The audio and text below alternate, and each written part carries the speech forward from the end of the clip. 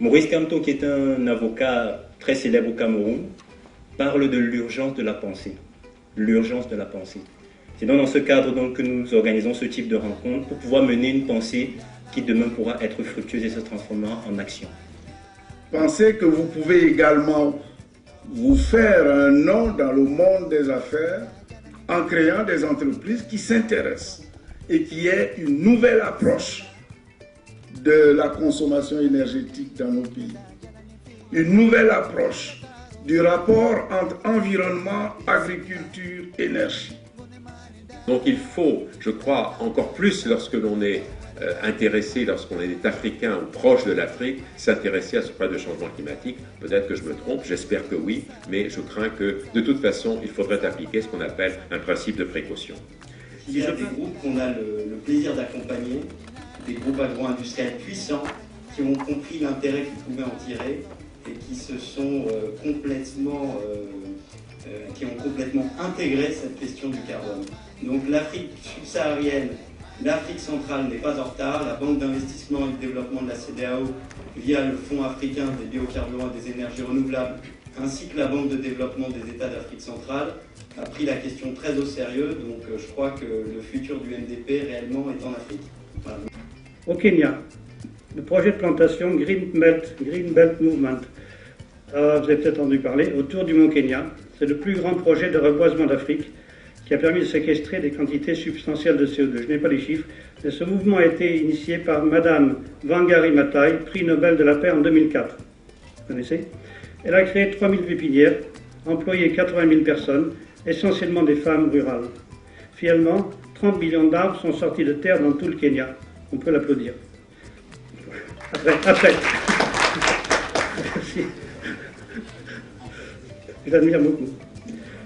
La terre, nous ne l'héritons pas de nos parents, nous l'empruntons à nos enfants. Merci de votre attention. Les Africains meurent encore de faim. Les Africains meurent de maladies genre le paludisme. Ne pensez-vous pas que c'est vraiment utopique de parler des énergies renouvelables? Donc les énergies renouvelables, en tant que telles, il faut les prendre comme des bénéfices supplémentaires pour la rentabilité d'un projet énergétique. C'est dans ce sens-là qu'il faut le prendre. Pas en tant que tel, uniquement faire des énergies renouvelables parce que c'est propre. Parce qu'il faut savoir que les constructions en terre crue en Afrique seraient un potentiel bien plus important pour le développement aussi bien des entreprises que du domaine privé en Afrique, que de construire de manière aberrante des constructions en béton. Et on soutient donc là la théorie que toutes les technologies qui viennent du Nord sont potentiellement positives pour nous. Je réfute cette avance. Aucun développement durable n'est possible sans la paix. Je reviens là-dessus. Nous les Ivoiriens, nous en connaissons désormais le prix.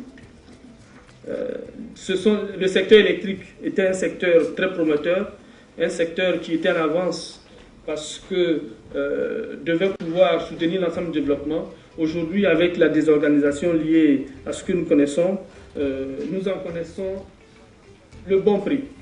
Le message que je veux vous passer parlant de financement dans le domaine de l'énergie, c'est quand même un domaine qui aujourd'hui continue d'être actif, d'absorber du monde et a priori on peut imaginer sur la durée que de toute façon par rapport à ce que nous faisons tous, parce que sans énergie il n'y a quasiment pas d'activité économique, et je suppose que c'est ce qui a été dit dans les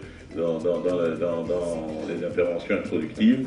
Donc c'est un secteur d'avenir, c'est un secteur lourd, c'est un secteur qui consomme énormément de financement, et je pense que pour des jeunes qui peuvent s'intéresser au financement, c'est un secteur qui peut être sérieusement regardé.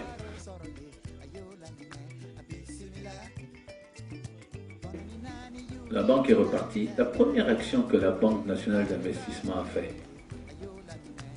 elle a financé l'agriculture, elle a financé le café cacao, elle a été jusqu'à financer 12 exportateurs locaux. Elle a racheté au groupe Bolloré d'Assy qui a une capacité de 110 000 tonnes. Qu'est-ce qu'elle n'a pas fait? Elle continue à le faire. Elle a financé Socatene. En fait, il y a deux sociétés exportatrices ivoiriennes, c'est Dafi et Socatene. Mais c'est deux banques qui ont été montées de toutes pièces par... C'est deux institutions qui ont été montées de toutes pièces par la BNI. Les 12 autres, qu'est-ce qu'elles ont fait? Dès qu'elles ont commencé à gagner un peu d'argent, les autres banques sont venues. Elles ont dit non, non, non, tu n'as pas besoin d'aller à la BNI, je vais te financer. Elles ont financé sans sécurisation. Qu'est-ce qui s'est produit? Ça s'est produit des pertes énormes. Mais entre-temps, la BNI s'est retrouvée simplement avec ses 2 clients de départ. Les autres exportateurs se sont tous retrouvés avec des pertes de 2 milliards, 3 milliards, 5 milliards. Il y en a même qui sont en prison. On retourne encore dans la notion de cupidité. C'est-à-dire que, moi, tous les points que je vous raconte là, c'est pas pour vous dire, bon voilà, c'est pour que vous ne tombiez pas dans l'erreur. Vous êtes là, vous êtes les futurs cadres de demain, vous êtes les gens de demain, vous êtes les intellos de demain. Mais vous devez rester terrien, vous devez rester pratique, parce que nos pères sont terriens.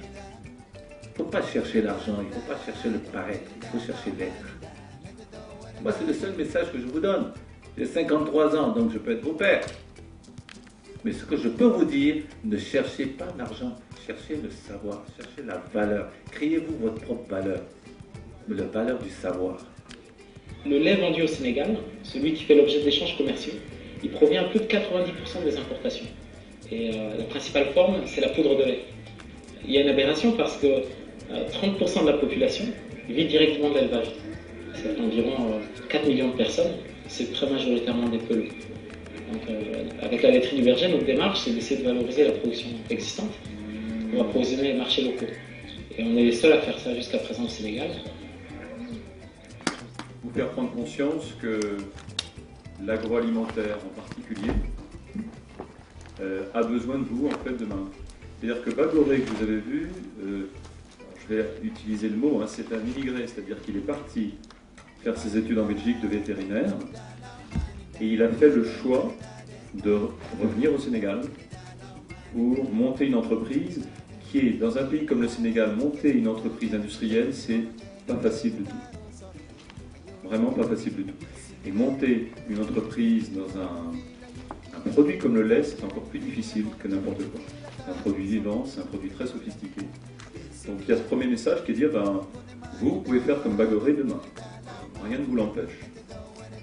Sur l'agroalimentaire, vous savez qu'il y a besoin de consommer local parce qu'il y a, en fait, sur nos projets, je crois que monsieur tout à l'heure parlait d'accessibilité en fait. On a vraiment des enjeux qui sont des enjeux qu'on aimerait bien en fait vous transmettre, des enjeux d'accessibilité, c'est-à-dire aussi bien de trouver avec vous des produits pas chers, avec des prix de revient très bas, pour que ces produits soient consommés sur place et ne dépendent pas d'importation.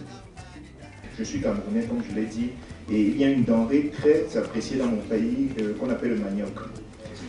Disons que j'ai envie de faire du commerce à grande échelle sur le plan national ou bien dans la sous-région d'Afrique centrale du manioc. Est-ce que vous auriez des éléments à m'apporter? Merci. Tu veux produire du lait avec le nyondo? C'est pas ça. Non. Si tu veux faire du nyondo de manière industrielle pour servir la sous-région, d'abord tu as intérêt à bien faire en sorte que l'odeur ne soit pas naturelle. La deuxième chose, tu dois pouvoir savoir où on produit du manioc et où ce nyondo va être vendu. Il y en a qui ont essayé de faire de la tiéké, il y en a qui ont essayé de faire du starch, là, tu sais, pour les chemises, l'amidon. Il y a même Obasanjo qui a bien rêvé de faire du Nigeria, comment ça s'appelle, le pays de producteurs, le plus grand producteur de manioc.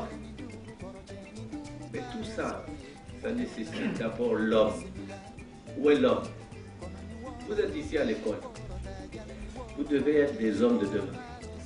Vous ne devez pas regarder l'argent. Ne cherchez pas l'argent, vous ne le trouverez pas. L'argent, c'est comme la femme. Plus tu la suis, plus elle te fuit. Et plus tu la fuis, et plus elle te suit. Cherchez d'abord le produit du travail. Merci.